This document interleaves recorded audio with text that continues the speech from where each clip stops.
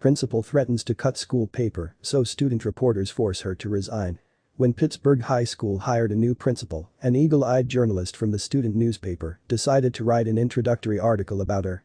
However, the deeper the staff members of the publication dug into her past, the more concerned they became. Nobody, least of all Dr. Amy Robertson, was expecting her dark truth to be dragged into the light. Founded in 1887, Pittsburgh High is the largest high school in southern Kansas. With 65 faculty members and 860 students, the institution boasts former NFL stars Carrie and Shad Meyer and former Los Angeles Dodgers manager Bill Russell as among their most notable alumni. But now, the school was about to be thrown into the spotlight for an entirely different reason. The high school's student newspaper, the Booster Redux, has claimed various regional and state awards and is known for its cutting-edge journalism. But when student journalists uncovered the new principal's deepest secrets, the scandal placed the publication firmly on the map. In fact, the outcry grew so loud that the prospective principal was forced to resign. After a series of interviews with staff members, administrators, and pupils, members of the Pittsburgh Community Schools Board of Education were impressed with Dr. Amy Robertson's credentials. On March 6, 2017, she was formally selected as the school's new principal. According to Destry Brown, Robertson had emerged as the best fit for the school. But it didn't take the journalists of the Booster Redux long to realize that there was something very wrong. Zach Fletcher, the spokesman for the school district, enthusiastically stated. Robertson comes to Pittsburgh with decades of experience in education. The press release announcing the decision described Robertson as the CEO of Atticus IS Consultants, which was an education consulting firm at which she gained management experience at the equivalence of a building administrator and superintendent. She was due to begin her new position on July 1, 2017. Little did they know, there was a lot more to Robertson than met the eye. At first, Destry Brown believed that Robertson had a lot to offer the school. I felt like she is very knowledgeable about what is going on in education today. And she knows about how a building works and about maintaining a safe environment, he recalled in an interview with the Kansas City Star. But he was so very wrong. Only a month after Robertson was hired though, everything changed. The students working at the Booster Redux quickly realized that there was something off about the new staff member. Maddie Baden, who was 17 at the time, interviewed Robertson in order to introduce the new principal to the community. But something the woman said didn't sit well with her. Nobody knew who Robertson was, so staff at the Booster Redux got to work on their investigation, hoping to compile a comprehensive welcome editorial. They began to dig a little deeper into the woman's credentials online. Then, they came across something that immediately made them begin to smell a rat. Meanwhile, the new principal was hatching a plan of her own. The first thing she planned to do as principal was shut down the school newspaper. When Baden got wind that the Booster Redux was in jeopardy, she increased her research efforts. Then, the budding journalists uncovered a few articles from 2012 while they were researching their new principal. And as they dug deeper and deeper into Robertson's past, what they found began to cast the woman in an entirely new light. The articles linked Robertson to the Dubai American Scientific School. The staff members at the Booster Redux were faced with a tough decision. The articles that the students dug up from Google claimed that Robertson wasn't fit or able to act as the Dubai American Scientific School's principal. Even worse, the school's license had also been suspended. That raised a red flag, Baden later told the Kansas City Star. If students could uncover all of this, I want to know why the adults couldn't, she added. But they had only just begun to scratch the surface. Unsurprisingly, the entire workforce at the student paper got to work trying to uncover more about Robertson.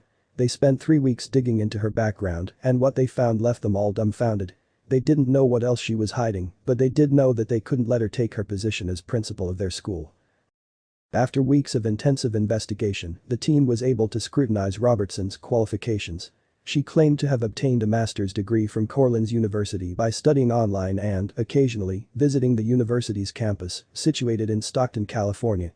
But when the students visited the college's website, they uncovered a different story. The students couldn't find any evidence that the college even existed. And even more incriminating, the Better Business Bureau stated that Cortland's was not an accredited business. To boot, the institution had no known physical address. They also found reports that accused the college of being a complete scam that offers degrees to the highest bidder. What's more, the pictures on Cortland's website were taken at an entirely different university's graduation ceremony. But Robertson was quick to brush off the allegations from her soon-to-be students, saying they were not based on facts. In an interview with the Kansas City Star, she said, "The current status of Cortland's University is not relevant. When I received my MA in 1994 and my PhD in 2010, there was no issue. All of my degrees have been authenticated by the US government. But, the editor of the Booster Redux was determined to expose the truth about the new principal. And she couldn't ignore the glaring inconsistencies in Robertson's story. The publication ran the article on March 31, 2017, and published their findings on the front page of the school's newspaper. But how would Robertson react when she saw it?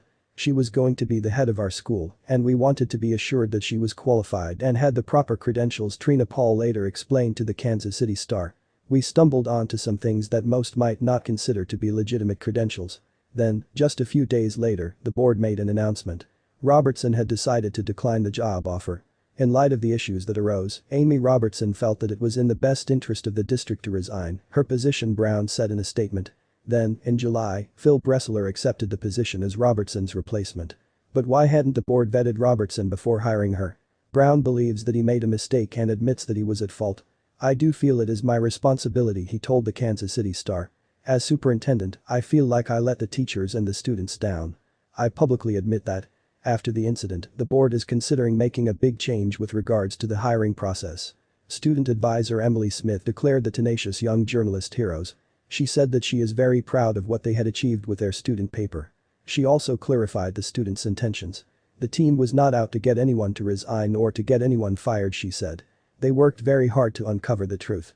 But what happened to Robertson? In light of the exposure in the Booster Redux, another intriguing detail came to light. A woman named Paula Schneider claimed that she had attended the University of Tulsa with Robertson. Schneider also claimed that Robertson had often obtained fraudulent credit cards by using different people's social security numbers. Schneider saw the piece in the Booster Redux and took to Facebook. One of the most evil women I have ever known has been humiliated by a team of high school journalists. Schneider wrote. The post continued, I just hope the next time she's in the news, it's with the phrase has been charged with following her name. Since then, the young journalists appeared on Good Morning America and Inside Edition. Boston Globe reporter Todd Wallach tweeted, the American Press Institute also said that journalistic investigations can come from anywhere.